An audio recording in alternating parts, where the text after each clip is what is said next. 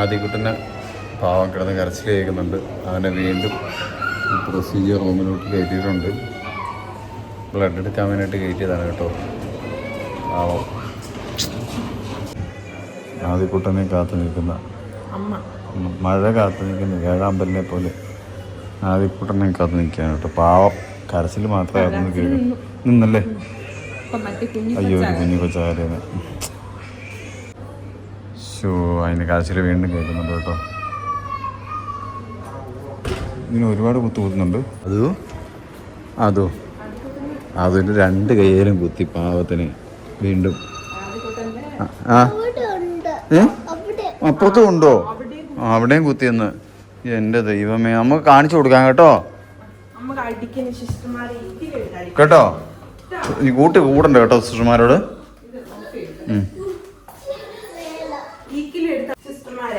സിസ്റ്റർമാർ ഈക്കിലെടുത്ത് അടിക്കാൻ പോവാ. ഈക്കില് മേടിക്കണോ?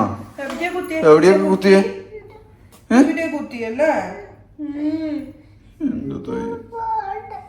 പാടുണ്ടോ അവിടെ? പോയോ? സ്റ്റിക്കർ തന്നില്ല, ഡോഗ സ്റ്റിക്കർ തന്നില്ല. കൊച്ചു കരഞ്ഞോ? കരഞ്ഞില്ലേ? വലിയ ഒച്ച പുറത്തേക്ക് കേട്ടല്ലോ. എന്താ ഞങ്ങള് വന്നിട്ട് 4ാമത്തെ ദിവസമാണ്. പനിക്ക് കുറവൊക്കെ ഉണ്ട് എന്നാലും. അതെ, ഇന്നലെ രാത്രി പനിക്കുന്നുണ്ടായിരുന്നു. നനച്ച് തുടച്ച് സിറപ്പൊക്കെ കൊടുത്തു കഴിഞ്ഞപ്പോ രാവിലെ പനിക്കുന്നൊന്നുമില്ല. ഡോക്ടർ ഇന്ന് രാവിലെ വന്നിട്ട് കണ്ടിട്ട് പറഞ്ഞു നമുക്ക് റിപ്പീറ്റ് ബ്ലഡ് ഒന്നും കൂടെ ചെയ്യാം. കാരണം അവന്റെ ബ്ലഡിലുള്ള കൗണ്ടൊക്കെ അഡ്മിഷന്റെ സമയത്ത് ഉണ്ടായിരുന്നതിനേക്കാളും കുറഞ്ഞോന്ന് അറിയാൻ വേണ്ടിയിട്ടാണ്. അത് കുറയുവാണെങ്കിൽ അതനുസരിച്ച് ഇഞ്ചക്ഷനൊക്കെ കുറയ്ക്കാനായിരിക്കും. അപ്പം അതൊക്കെ കുറഞ്ഞെങ്കിൽ നമുക്ക് വീട്ടിൽ പോവാം.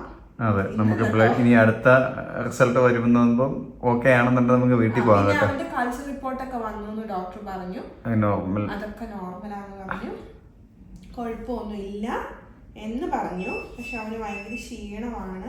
ഭയങ്കര ക്ഷീണമുണ്ട്. അതെന്തായാലും ഇത്രയും മരുന്ന് കീറുമല്ലേ അതിന്റെ ഒരു ഫുഡും മര്യാദക്കൊന്നും കഴിക്കുന്നൊന്നുമില്ല. പിന്നെ എപ്പോഴും കരയാനേ നേരെ ഉള്ളൂ. കാരണം ഒരു കുത്ത് കഴിയുമ്പോ അടുത്ത കുത്ത്. പിന്നെ അത് മാത്രമല്ല നെബുലൈസേഷൻ എടുത്ത് കഴിയുമ്പോഴത്തേക്ക് അത് കരയുന്നതിന്റെ കാരണം എന്ന് പറഞ്ഞാൽ ഈ നെബുലൈസേഷന്റെ ആ ഒരു സംഭവം ചെറുതായിട്ട് പൊട്ടും പറഞ്ഞുകൊണ്ട് പേടിയുണ്ട് അതിന്. അതിന്റെ ഓസ് കട്ടാവും. കുഞ്ഞു കാര്യങ്ങൾക്കൊക്കെ വാശിയാണ്. അതൊക്കെ ഉള്ളു. പാവം ഭയങ്കര വിഷമത്തിലാണ് ഇപ്പൊ. കാരണം ഇപ്പൊ ഇഞ്ചക്ഷൻ എടുത്തതിന്റെ ഒരു സങ്കടമുണ്ട് പാവത്തിന്. വിഷമിക്കണ്ട കേട്ടോ, നമുക്ക് വീട്ടിൽ പോവാം. എന്നാടി കണ്ണൊക്കെ ഇരിക്കുന്നു നോക്കിയടി. ഉറക്കം വരുന്നുണ്ടോ? എന്തായാലും നല്ലൊരു ഡോക്ടറാ കേട്ടോ. നമുക്ക് എന്തായാലും അതെ അടിപൊളിയാ. സിസ്റ്റർമാരൊക്കെ നല്ല എന്താ പറയാ, നല്ല സംസാരവും അതെ അടിപൊളി എന്ന് പറഞ്ഞു കഴിഞ്ഞാൽ അടിപൊളി ഒന്നും പറയാനില്ല. കാരണം അവര് നല്ല രീതിയിൽ ഇടപെടുന്നതാണെങ്കിലും നമുക്കൊരു ബുദ്ധിമുട്ട് തോന്നാറില്ല. ഇതുവരെ തോന്നിയിട്ടില്ല. സ്റ്റാഫ് ആയാലും ഫുഡിന്റെ ആൾക്കാരായാലും അല്ലാതെ തന്നെ നിങ്ങൾക്ക് എന്തെങ്കിലും കംപ്ലൈന്റ്സ് ഉണ്ടോ, എന്തെങ്കിലും ഉണ്ടോ അതൊക്കെ വന്നിട്ട് അവിടെ ഉള്ളവരൊക്കെ വന്ന് ചോദിക്കും ഇടയ്ക്കിടയ്ക്ക്. ഓരോ ഡിപ്പാർട്ട്മെന്റ് ആൾക്കാരും വന്ന് ഇവിടെ വന്നിട്ട് കാര്യങ്ങൾ എപ്പോഴും വന്ന് അന്വേഷിക്കുന്നുണ്ട്. എന്തേലും ഉണ്ട് വിളിച്ച് പറയാന് നമ്പറുകളൊക്കെ റൂമിൽ എഴുതി, എല്ലാ നമ്പറുകളും ഇവിടെ കൊടുത്തിട്ടുണ്ട്. അതെ, നമുക്ക് ഇവിടെ വന്നിട്ട് ഇതുവരെ ഒരു ബുദ്ധിമുട്ടും തോന്നിയില്ല. അതെ, പിന്നെ ആദ്യക്കുട്ടന്റെ പനി കുറയണം എന്നുള്ള ഒരു ആഗ്രഹം മാത്രമേ ഉണ്ടായിരുന്നുള്ളൂ. അതെ, ഇപ്പൊ 4ാമത്തെ ദിവസം നമുക്ക് പനിച്ചിട്ടുണ്ട്. അത് അത്രയും പനി കൂടുതലായി പോയത് കൊണ്ടാണ് അങ്ങനെ പനിക്കുന്നത്. അപ്പൊ അതിനുള്ള അതെ, എന്തായാലും കൃത്യമായിട്ട് ആന്റിബയോട്ടിക് പോയാൽ മാത്രമേ അത് കുറയുള്ളൂ. അപ്പൊ എന്തായാലും കുറയുന്നുണ്ട് ആ ഒരു അതെ. പിന്നെ വേറെ പ്രശ്നങ്ങളൊന്നും ഇല്ലാത്തത് കൊണ്ടും ബ്ലഡിലും യൂറിനും എക്സ്റേ എടുത്തപ്പോഴായാലും CT സ്കാൻ എടുത്തപ്പോഴും എല്ലാ ടെസ്റ്റുകളും ചെയ്ത് നോക്കി കേട്ടോ. എല്ലാ ടെസ്റ്റും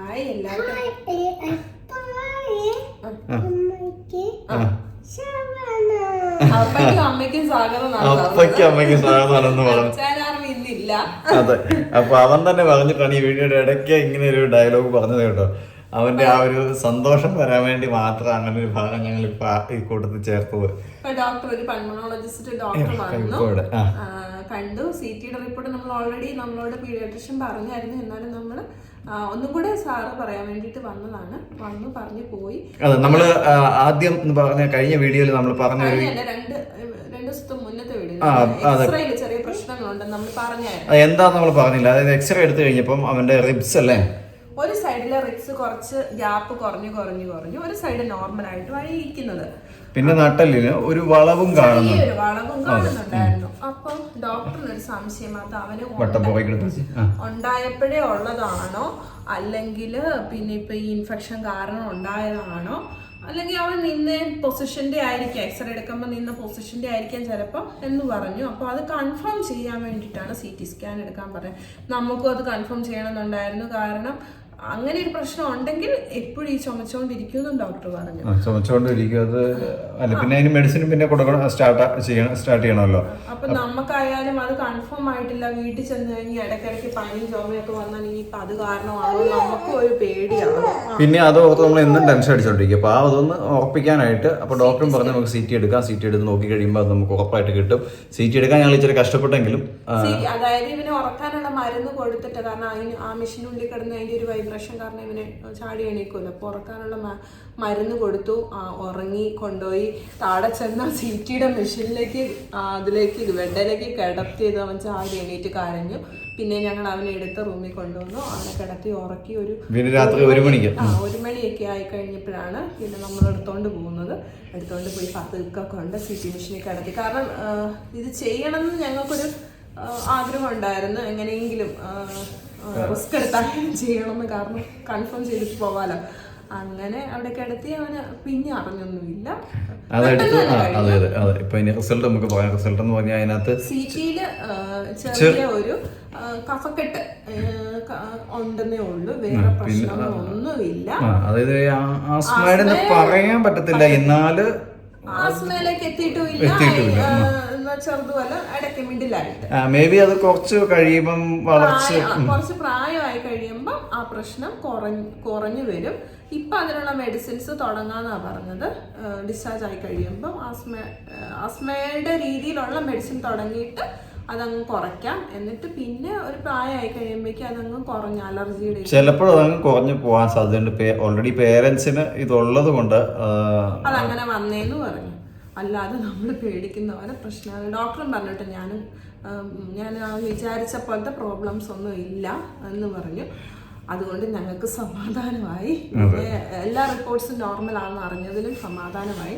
പിന്നെയുള്ള ഒരു ഇതെന്ന് പറഞ്ഞാൽ ഇപ്പം ബ്ലഡിൽ സാധാരണ എല്ലാവർക്കും വരുന്ന പോലെ ഇൻഫെക്ഷൻ ഉണ്ട്. അതിന് ഇപ്പം ഇവിടുത്തെ ബ്ലഡിന്റെ റിപ്പോർട്ട് വന്നു കഴിയുമ്പോൾ അത് മനസ്സിലാക്കാൻ പറ്റും. അതും കുറഞ്ഞിട്ടുണ്ടാവും. മൊത്തത്തിൽ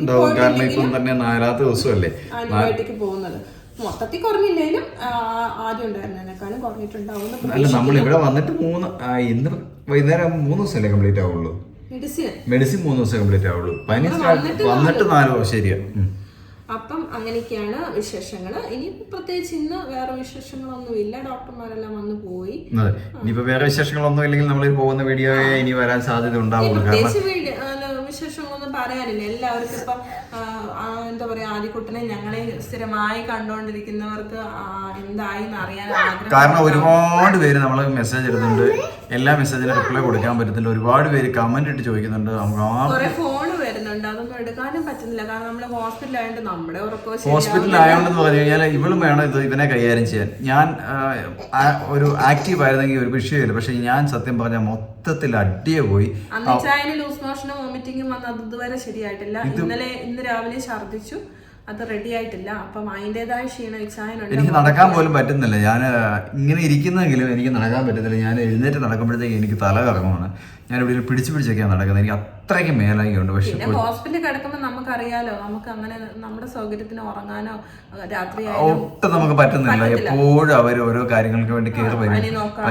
ഇഞ്ചക്ഷൻ കൊടുക്കാനും രാത്രി ആയാലും. അതെ, അപ്പൊ അവന്റെ കാര്യങ്ങൾക്ക് വേണ്ടിട്ട് വന്നുകൊണ്ടിരിക്കുന്നുണ്ട്. നനച്ചു തുടക്കലും എല്ലാം വരുന്നുണ്ട്. അപ്പൊ അങ്ങനെ വരുമ്പോൾ നമുക്ക് ഒരിക്കലും ഉറക്കം ശരിയാവാത്തതുകൊണ്ട് അതിൻ്റെതായ ക്ഷീണങ്ങളുണ്ട്. പിന്നെ ഞാൻ മെഡിസിൻ കണ്ടമാനം കഴിക്കുന്നുണ്ട്. കാരണം അവിടുത്തെ നമ്മൾ എറണാകുളം പോയി അവിടുത്തെ മെഡിസിൻ കഴിക്കുന്നുണ്ട്. ഇന്നലെ തന്നെ ഞാൻ രാത്രിയിൽ 6 ടാബ്ലറ്റ് കഴിച്ചിട്ടാണ് കിടന്നത്. പക്ഷെ എനിക്ക് എന്നിട്ട് ഒരു രക്ഷയുണ്ടായിരുന്നില്ല. ആ ടാബ്ലറ്റ് ചെന്ന് കഴിയുമ്പം 2 അസുഖത്തിനുള്ള, അതായത് ഷോൾഡറിൻ്റെ ഇതിനു വേണ്ടി കഴിക്കുന്ന ടാബ്ലറ്റ് ഉണ്ട്, അതിനോടൊപ്പം തന്നെ ഇന്നലത്തെ ലൂസ് മോഷൻ ഇന്നലെ പോയി ഡോക്ടറെ കണ്ടിട്ട്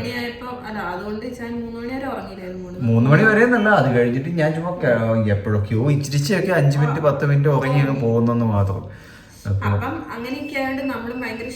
അതുകൊണ്ട് ആ കോളുകളൊന്നും അങ്ങനെ അറ്റൻഡ് ചെയ്യാത്തത്.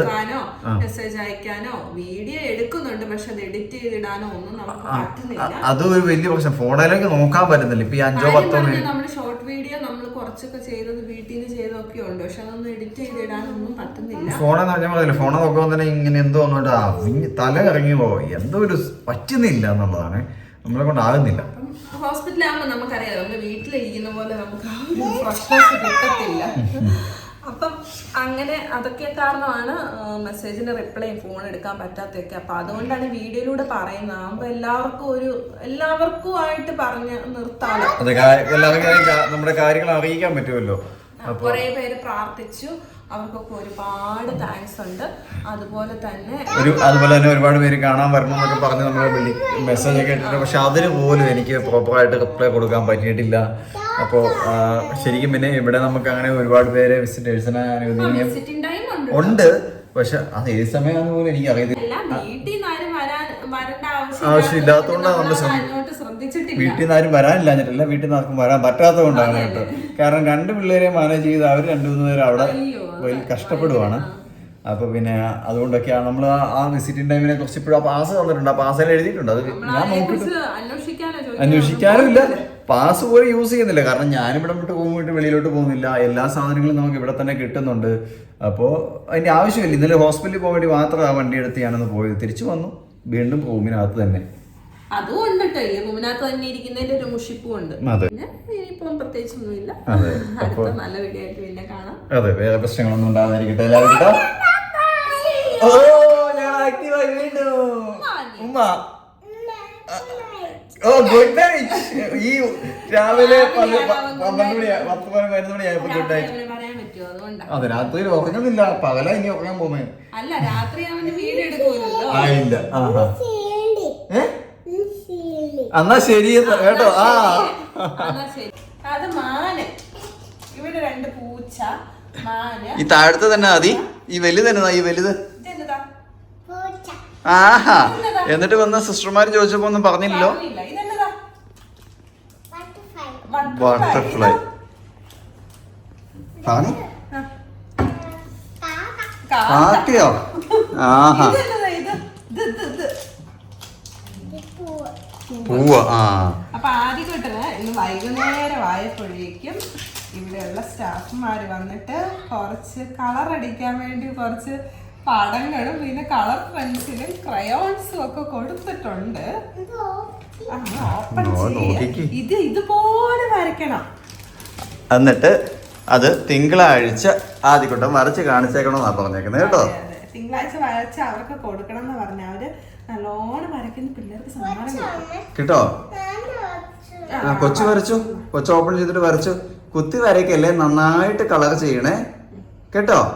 അടിപൊളിയായിട്ട് കളർ ചെയ്യുവോ? അടിപൊളിയായിട്ട് കളർ ചെയ്ത്. അടിപൊളി അടിപൊളി അടിപൊളിയേ. ടൈം പാസ് ആയി. അതെ അതെ അതെ അതെ അതെ. പിന്നെ ഡോക്ടർ ഇപ്പൊ വൈകുന്നേരം ഒരു അസിസ്റ്റന്റ് ഡോക്ടറാന്ന് തോന്നുന്നു ഡോക്ടർ വന്നിട്ട് പറഞ്ഞു അവന്റെ രാവിലെ ചെയ്ത ബ്ലഡിന്റെ റിപ്പോർട്ട് ഒക്കെ നോർമലാ, കുഴപ്പമൊന്നുമില്ല. ഇപ്പൊ ഡോക്ടറാ വന്നല്ലേ, ഞാൻ ഇവിടെ ഇല്ലായിരുന്നു, ഞാനൊക്കെ വന്ന് കയറിയതേ ഉള്ളൂ. നോർമൽ, അത് കുത്തി വരച്ച് കളയല്ലേ, നോർമൽ ആയിട്ടുണ്ടെന്നാണ് പറഞ്ഞത്. അതായത് 4 ആയിട്ടുണ്ടെന്ന് പറഞ്ഞു.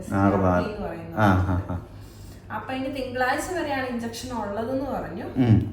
മേ ബി തിങ്കളാഴ്ച ഡിസ്ചാർജ് ആയിരിക്കും എന്ന് വിചാരിക്കുന്നു.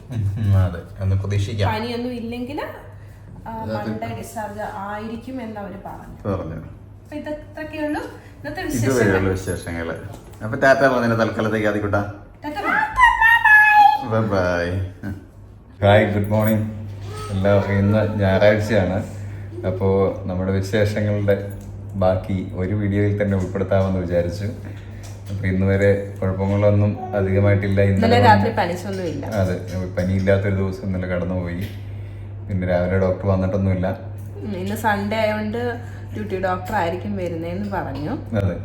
അപ്പോൾ അതുപോലെ തന്നെ ഇന്നലെ നമ്മളെ കാണാനായിട്ട് രണ്ടുപേരും വന്നിട്ടുണ്ട്. 2 പിള്ളേരും ഒരു ചേച്ചിയും കൂടെ വന്നിട്ടുണ്ടായിരുന്നു. അതാണ് നമ്മൾ ഈ വീഡിയോയിൽ ഇപ്പോൾ നിങ്ങൾ കണ്ടുകൊണ്ടിരിക്കുന്നത്. അത് നമ്മുടെ എന്താ പറയുക, നേരത്തെ വീഡിയോയിൽ ഒരു പ്രാവശ്യം ചേച്ചി വന്നിട്ടുണ്ട്. പിള്ളേര് വന്നിട്ടില്ല, ചേച്ചി. പിള്ളേര് നമ്മളെ ആദ്യമായിട്ടാണ് കാണാനായിട്ട് വരുന്നത്. അപ്പം അവര് കുറേ മെമ്മറീസ് ഒക്കെ സമ്മാനിച്ച ചേച്ചിയാണ്. അതെ, അതിന്റെ കുറെ സാധനങ്ങളൊക്കെ അയച്ചു തന്ന് ചേച്ചി കൈകൊണ്ട് ഒരുപാട് സാധനങ്ങൾ ഉണ്ടാക്കി അയച്ചു തന്നൊക്കെ നമ്മൾ വീഡിയോയിൽ നമ്മള് കാണിച്ചിട്ടുണ്ടായിരുന്നു. അതെ, ഒരുപാട് കഷ്ടപ്പെട്ട് നമുക്ക് വേണ്ടി ഒരുപാട് കാര്യങ്ങൾ ചെയ്തു തന്നൊരു ചേച്ചിയാണ്. ചേച്ചിയുടെ വീട് ഇവിടെയാണ്. ചേച്ചി ഞങ്ങളിവിടെ ഉണ്ടെന്ന് അറിഞ്ഞപ്പം പിള്ളേരുമായിട്ട് ഞങ്ങളെ കാണാൻ വേണ്ടി വന്നതാണ്. അതിനിടയിൽ ആദ്യക്കൂട്ടം ഭയങ്കര ഒച്ചപ്പാട് ബഹളം ഉണ്ടാക്കിക്കൊണ്ട് അവളോട് പോയിരിക്കുകയാണ്. അപ്പോൾ നമുക്ക് രാവിലെ ഇതുവരെ വേറെ പ്രശ്നങ്ങളൊന്നും ഇല്ലാണ്ട് പോകുന്നു. അവൻ്റെ ആൻറ്റിബയോട്ടിക് ഇപ്പോഴും പോകുന്നുണ്ട്. 3 നേരം ആൻറ്റിബയോട്ടിക് ഉണ്ട്. അപ്പോൾ ആ ഒരു ഇഞ്ചക്ഷൻ മാത്രമേ നിലവിൽ ഇപ്പോൾ പോകുന്നുള്ളൂ. പിന്നെ പനി ഉണ്ടെങ്കിൽ മാത്രം, അല്ലാതെ എന്തോ ഒരു 2 സിറപ്പും കൂടെ കൊടുക്കുന്നുണ്ട്. സിറപ്പുണ്ട്, പിന്നെ ഇൻഹേലറുണ്ട്. ഇൻഹേലറും 2 വെച്ച് 3 നേരം, അങ്ങനെ 6 ഇൻഹേലർ എടുക്കുന്നുണ്ട്. അപ്പോൾ ഇത്രയും കാര്യങ്ങൾ ഇപ്പോൾ ഉള്ളൂ. പനിയുടെ ഇഞ്ചക്ഷനൊക്കെ സ്റ്റോപ്പ് ചെയ്തായിരുന്നു. അപ്പോൾ ഇനിയുള്ള വിശേഷങ്ങൾ എന്താണെന്നുള്ളത് അറിയാനായിട്ട് ഇനി നാളെ പറ്റുള്ളൂ എന്ന് വിചാരിക്കുന്നു. കാരണം ഇന്ന് ഞായറാഴ്ച ആയതുകൊണ്ട്. അപ്പോൾ ഇനിയൊരു വീഡിയോ നാളെ ഉണ്ടാവുള്ളൂ. അപ്പോൾ ഇതുവരെയുള്ള എല്ലാ കാര്യങ്ങളും വീഡിയോ വരുന്നത് കുറച്ച് താമസിച്ച് ഡിലേ ആയിട്ടായിരിക്കും വരുന്നത്. ഓരോ ദിവസത്തെ വീഡിയോ നമ്മൾ എടുത്തു വെക്കുന്നുണ്ടെങ്കിലും ഒരു 1 or 2 ഒരു ദിവസമൊക്കെ ലേറ്റായിട്ടായിരിക്കും വീഡിയോസ് വരുന്നത്. അപ്പോൾ വീണ്ടും കാണുന്നതുവരെ എല്ലാവർക്കും ടാറ്റ ബൈ. ആദിക്കുട്ടാ ഒരു ടാറ്റ ബൈ പറഞ്ഞേ. ഓ ശരി. അപ്പോൾ ഓക്കെ, ബൈ.